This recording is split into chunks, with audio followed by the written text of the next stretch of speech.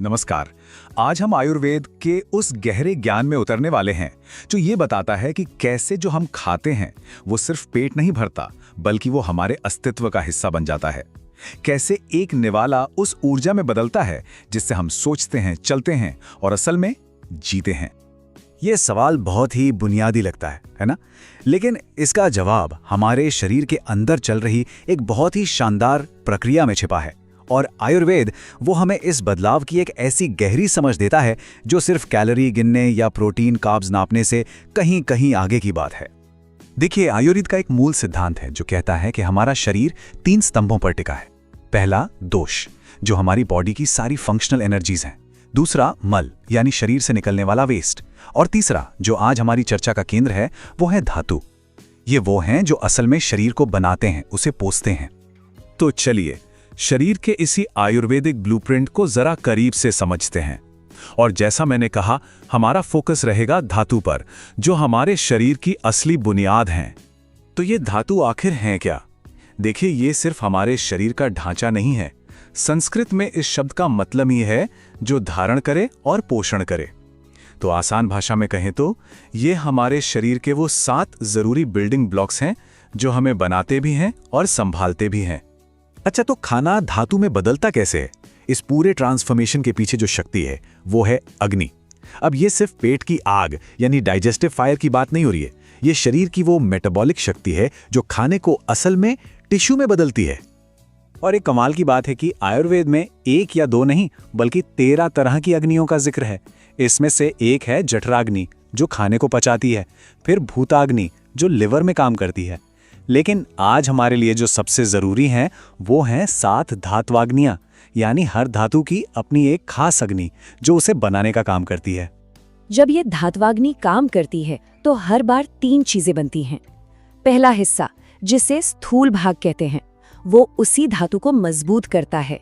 दूसरा, एक बहुत ही बारीक सार बनता है, सूक्ष्म भाग, जो अगली धातु को बनाने के लिए बीज का काम करता है। और तीसरा, किट्ट भाग, यानी कचरा, जिसे शरीर बाहर निकाल देता है। ठीक है, तो अब शुरू करते हैं उन 7 धातुओं का सफर। ये एक पूरी चेन है, एक के बाद एक, जो शुरू होती है भोजन के रस से और खत्म होती है जीवन के सार पर। चलिए देखते हैं।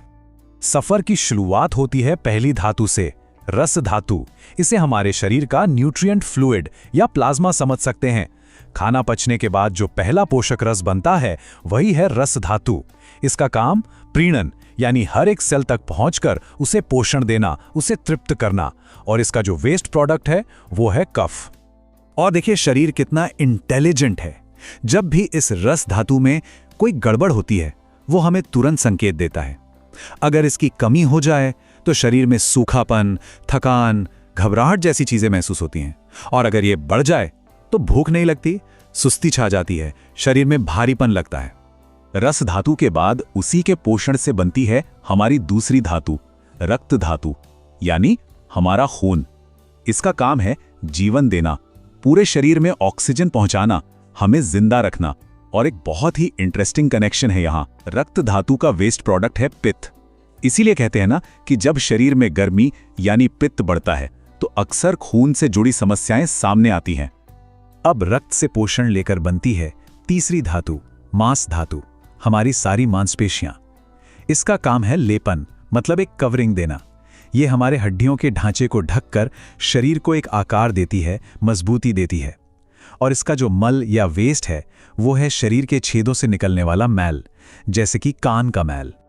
मांस के बाद नंबर आता है मेद धातु का, यानी हमारे शरीर का फैट या एडिपोज टिश्यू।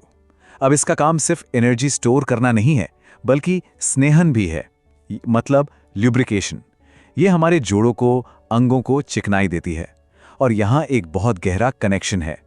पसीना यानी स्वेद इसी मेद धातु का मल है। ये बताता है कि क्यों जिन लोगों के शरीर में मेद ज्यादा होता है उन्हें पसीना भी ज्यादा आता है। मेद धातु से बनती है शरीर की सबसे मजबूत, सबसे ठोस धातु, अस्थि धातु, यानी हमारी हड्डियां। इसका काम है धारण करना, पूरे शरीर को एक ढांचा देना, सहारा देना। लेकिन सबसे हैरान करने वाली बात अब आती है। इस धातु का मल क्या है? हमारे बाल और हमारे नाखून।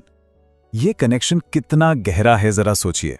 इसका मतलब ये है कि अगर नाखून कमजोर हैं या बाल झड़ रहे हैं तो हो सकता है कि असली समस्या किसी शैम्पू या क्रीम में ना हो, बल्कि शरीर के अंदर अस्थि धातु के पोषण में हो। ये एक परफेक्ट उदाहरण है कि शरीर अंदर से कितना जुड़ा हुआ है। हड्डियों के बाद उनके अंदर जो एसेंस है वो है छठी धातु, मज्जा धातु। ये हमारे बोन मैरो और नर्वस सिस्टम दोनों को रिप्रेजेंट करती है। इसका काम है पूर्ण करना, यानी हड्डियों के खोखलेपन को भरना, उन्हें अंदर से मजबूती देना और साथ ही हमारे पूरे नर्वस सिस्टम को पोषित करना। और अब हम आते हैं सफर के आखिरी पड़ाव पर, 7वीं और सबसे रिफाइंड धातु शुक्र धातु। ये सिर्फ रिप्रोडक्टिव टिश्यू नहीं है। आयुर्वेद के अनुसार ये शरीर का सबसे शुद्ध तत्व है, जिसमें बाकी सभी 6 धातुओं का सार मौजूद होता है। और ये इतनी शुद्ध होती है कि इसका कोई मल, कोई वेस्ट प्रोडक्ट होता ही नहीं। तो सवाल ये उठता है कि ये पोषण एक धातु से दूसरी धातु तक पहुंचता कैसे है? इसके लिए आयुर्वेद में 3 बहुत ही सुंदर सिद्धांत दिए गए हैं।